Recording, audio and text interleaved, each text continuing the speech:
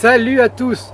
Je vous fais une petite vidéo rapide parce que je suis en train de faire le montage d'une autre vidéo et je voudrais qu'elle soit avec du montage, qu'elle soit parfaite de chez parfaite, comme ça va être un gros sujet.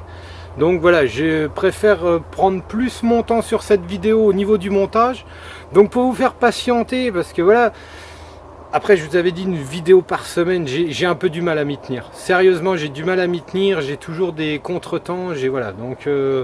Donc du coup je vais plus partir sur des... Parce que j'ai toujours dans ma tête de faire les vidéos une fois par semaine.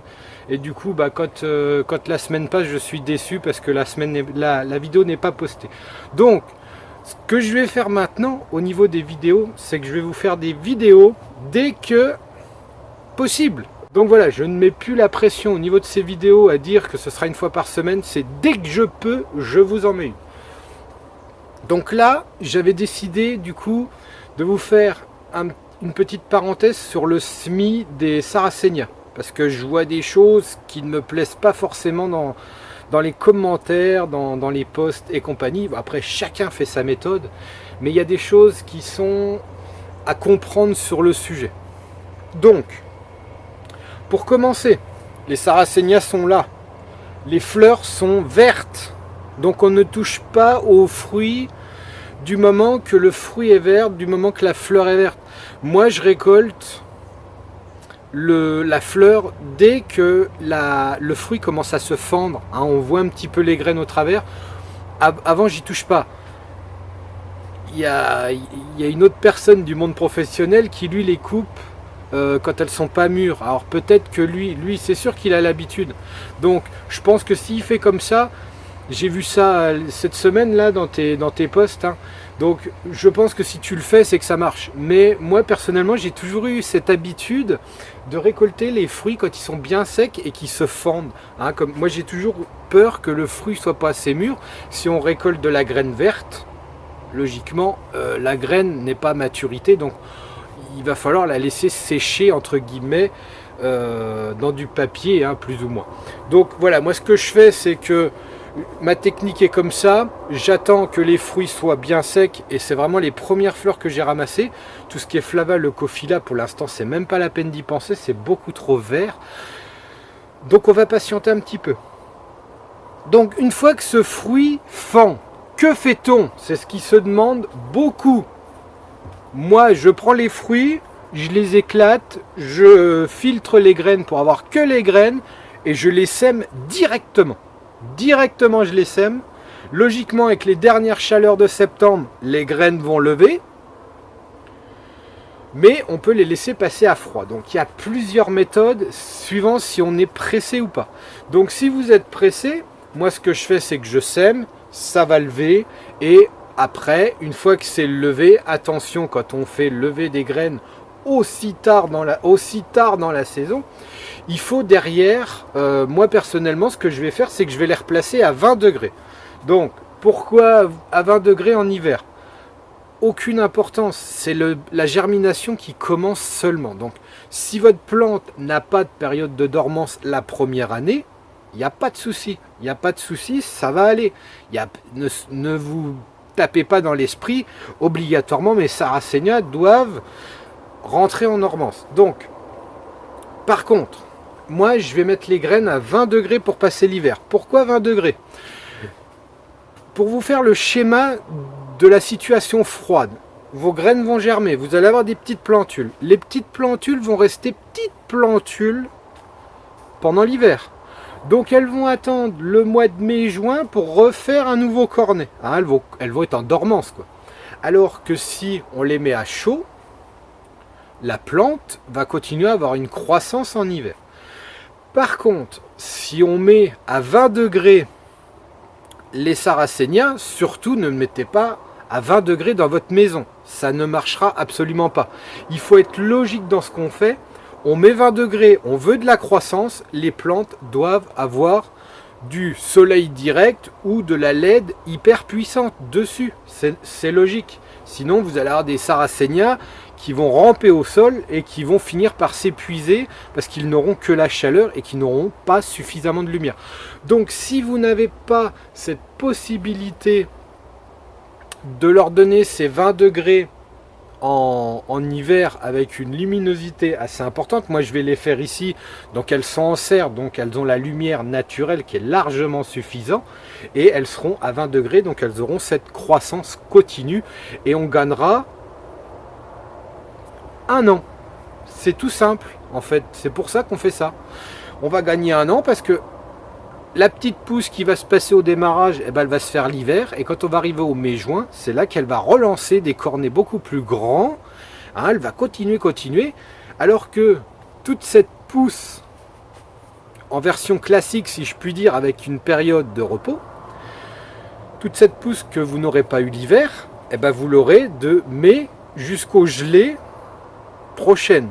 Donc, voilà, pour vous schématiser pourquoi on gagne un an. C'est pour ça qu'on dit toujours qu'on gagne un an, hein, comme la végétation continue. Donc voilà, après il y en a qui vont vous dire, qu'est-ce qu'on fait, on stratifie pas. En fait le problème c'est que quand on sème des graines comme ça, il y a toujours une partie qui lève, hein. Des fois il y en a qui ont besoin d'une stratification pour lever, donc ils lèveront que l'année prochaine. Quand on fait des semis comme ça en direct, il faut une graine qui sort du fruit, hein, il faut de la graine extra fraîche. Il ne faut surtout pas qu'elle soit déshydratée. Donc comment on les reconnaît? Les graines sont hyper gonflées, hein, quand elles sortent du fruit. Si jamais elles passent plusieurs mois en petits sachets papier, ça les déshydrate, elles commencent à se rider légèrement, on voit les rides. Donc c'est là, logiquement, qu'on doit effectuer de la stratification par le frigo. Donc suivant les espèces, voilà, suivant les espèces, il y en a, on aura besoin de 3 semaines, il y aura besoin de 2 mois. Donc on va pas rentrer dans les détails, mettez-les au frigo pendant 2 mois avant votre semis. Hein, il y a certaines espèces voilà, qui ont besoin de moins de froid, comme peut-être les flavas, enfin bref, je sais plus trop, mais il y en a, il leur faut que 3 semaines au frigo pour lever la dormance finalement. Mais partez sur 2 mois pour avoir une bonne germination. Ce qu'on fait, quand on stratifie une graine, attention, c'est la même chose. Vous stratifiez la graine, vous la mettez pendant 2 mois au frigo. Si vous n'êtes pas sûr de votre coup, vous pouvez la mettre 3-4 mois, il n'y a pas de problème, ça ne change absolument rien. Mais ce que je veux dire, c'est que si vous mettez votre graine 2 mois au frigo, et ça vous le faites souvent quand vous achetez des graines, parce que vous ne savez pas réellement la date de récolte, on ne sait pas si c'est des graines fraîches de tout de suite ou de l'année d'avant. Donc méfiez-vous avec ça, hein. Moi en général, moi c'est pareil, quand j'achète de la graine, si j'ai pas eu la date précise de récolte, ce que je fais, c'est que je les stratifie obligatoirement et après je les sème. Pour en revenir à cette histoire de 2 mois, donc il faut les mettre au frigo 2 mois, mais attention derrière, il faut leur assurer la bonne température pour lever. N'allez pas stratifier décembre-janvier et les semer au mois de février dans votre serre à 5 degrés et puis on attend que le printemps arrive, hein. Normalement, c'est pas la logique des choses. Après, vous pouvez avoir des attaques de maladies, de trucs vraiment pour faire pourrir la semence. Et après, on se dit, mince, ça marche pas, fallait pas faire comme ci, comme ça. Non, c'est juste parce que vous avez semé, voilà, avec l'humidité, les graines, hein, c'est des phénomènes naturels. Une mauvaise ventilation, le fait d'une mauvaise ventilation de serre fait que les graines pourrissent. Donc, c'est pas votre faute, c'est voilà, un petit problème de gestion climatique au niveau de votre serre. Donc, c'est pour ça, quand on décide de semer de la graine, il faut bien réfléchir que derrière, quand les graines vont être sorties du frigo, il faudra leur assurer une bonne température de levée. Donc une bonne température de levée, comptez à 20 degrés derrière pour semer les graines et qu'elles lèvent correctement, hein, pour éviter que ça traîne trop longtemps et qu'on ait ces maladies cryptogamiques qui se mettent en place plutôt qu'un mauvais semis mal effectué. Moi pour le semis, c'est tout basique, hein, je prends de la tourbe pure, tourbe avec peut-être 20% de perlite, 20-30%, enfin moi je mesure pas réellement, mais voilà, c'est comme ça.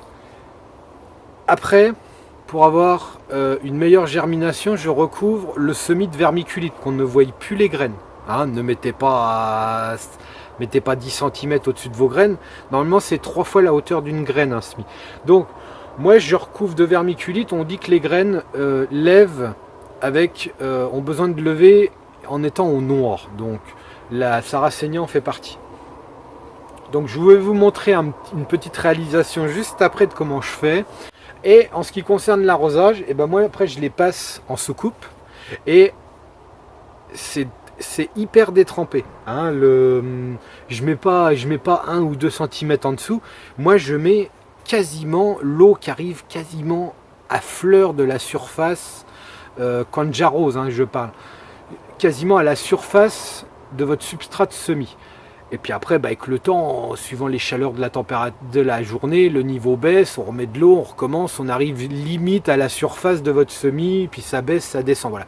Mais ne partez pas avec un semis avec 1 ou 2 cm en dessous, et puis au bout de 3 heures, vous venez voir le semis, il n'y a plus d'eau, non, c'est trop sec, c'est trop sec, c'est trop sec. Il faut détremper au maximum, au maximum. Ce qu'il faut savoir, c'est que le Sarracenia, dans son milieu naturel, est quasiment dans l'eau. Pensez bien à ça, les milieux naturels. Quand je vois les histoires d'enlever les soucoupes, on va pas partir sur le sujet, mais dans les milieux naturels, le Sarracenia est complètement détrempé. Il n'y a pas 1 centimètre d'eau sous la tourbière. C'est vraiment la tourbe qui est gorgée, hein. Les rhizomes sont quasi sous l'eau pour certaines Sarracenia, et il y a même des Sarracenia qui ont quasiment les plantes sous l'eau au niveau du système du rhizome, avec de l'eau au-dessus du rhizome. Donc voilà ce qu'il faut bien penser quand vous faites quelque chose. Regardez, moi c'est ce que je fais toujours quand j'ai une nouvelle plante, hein. J'ai des nouvelles plantes qu'on ne trouve peut-être pas forcément trop dans les cultures, donc je suis obligé de chercher en fait, et je cherche les plantes in situ pour voir ce que ça donne in situ. Donc in situ, ça veut bien dire ne regardez pas une seule photo, parce que peut-être que le jour-là il n'y a pas plu, ça fait 3 mois qu'il n'y a pas plu, donc peut-être qu'il y a une mauvaise indication. Essayez de trouver plusieurs photos et ça vous donnera une idée sur une moyenne de l'année finalement, hein, parce que les niveaux d'eau c'est pareil, ça bouge, hein, c'est pas tous les jours les mêmes. Donc voilà, ça donne une idée. Voilà, donc pour le Sarracenia, pensez bien que le Sarracenia normalement est complètement gorgé d'eau. Quand vous avez des pots, c'est pareil avec vos pots de Sarracenia qui font 20-30 cm d'eau et que je vois des petites soucoupes au cul avec 1 ou 2 cm, c'est pas assez, c'est pas assez. Le pot devrait être immergé complet. Et ça se fait de plus en plus. Moi, je parle beaucoup de Purpurea et Psittacina qui sont comme ça, mais logiquement, toutes les Sarracenia devraient être le pot complètement dans l'eau. Allez, je vous montre un petit semis pour mieux comprendre. Alors voilà comment ça se passe. Comme je vous dis, là j'ai été vous chercher un petit fruit de Sarracenia, donc là il est fendu, hein, on voit bien. Voilà comment moi je les récolte. Donc après, moi je prends simplement une petite chose comme ça, hein, juste on ouvre bien les différents compartiments. Donc voilà, un petit peu quelques secondes plus tard, ça ressemble à ça. J'ai cassé l'autre moitié, vous m'excuserez, mais voilà à quoi ça ressemble. Donc les différents compartiments avec les graines qui sont accrochées dessus. Donc voilà ce qui nous reste. Juste les graines, bon j'ai pas réussi à enlever correctement, mais je vais l'enlever au moment du semis. Les parties du fruit là. Donc voilà, pour vous montrer un petit peu la suite, moi je sème on appelle ça des petites clayettes, je sais plus le nom exact, c'est des petits bacs. Vous savez qu'on peut acheter des petits replants, vous savez, des petits replants de motte à salade. Et un fruit de Sarracenia, ça contient pas mal de graines. Donc en général, avec un fruit, je remplis une petite terrine comme ça. Et c'est très très bien. Voilà, ça a une petite hauteur. On est quitte de faire ça dans des choses assez haute finalement pour après avoir des réserves d'eau trop importantes. Donc la gestion est beaucoup plus facile, les plantes ont plus facile à s'étendre. Après vous pouvez faire ça dans des pots, mais le pot reste beaucoup plus restreint si je puis dire. Là voilà, les plantes ont plus de facilité à s'étendre. Donc après c'est très très simple, hein, on prend ces graines et on les éparpille au maximum que au moment de la levée, ce soit le moins serré possible. Évitez les paquets. Donc en général, on sème en ligne. Après, on sème à la verticale. Et après, on finit en diagonale pour que ce soit vraiment très très homogène. Voilà, là c'est bien éparpillé. Et pour finir, tout simplement, la petite couche de vermiculite. J'ai pas fait attention parce que c'est vrai que je vous parle en même temps, donc en général voilà, on prend ça dans la main, on se met ça comme du sel et voilà. Donc on pense bien mettre l'étiquette. Là c'était Purpurea burki qui était en open pollinisation, on verra ce que ça dit, mais en ce qui concerne les ramassages de graines, je rappelle bien que ça reste de l'hybridation si les fleurs n'ont pas été protégées, hein. Chaque graine a son code génétique, on ne sait pas si un pollinisateur est passé, donc je ne vais pas me rétaler sur le sujet. Et ce qu'il faut savoir, c'est que là, à partir d'aujourd'hui, c'est semé, et ben on va compter 3-4 ans pour commencer à avoir une plante intéressante. Attention, c'est très très long à partir de graines. Voilà les petites plantules qui ont été semées en début d'année.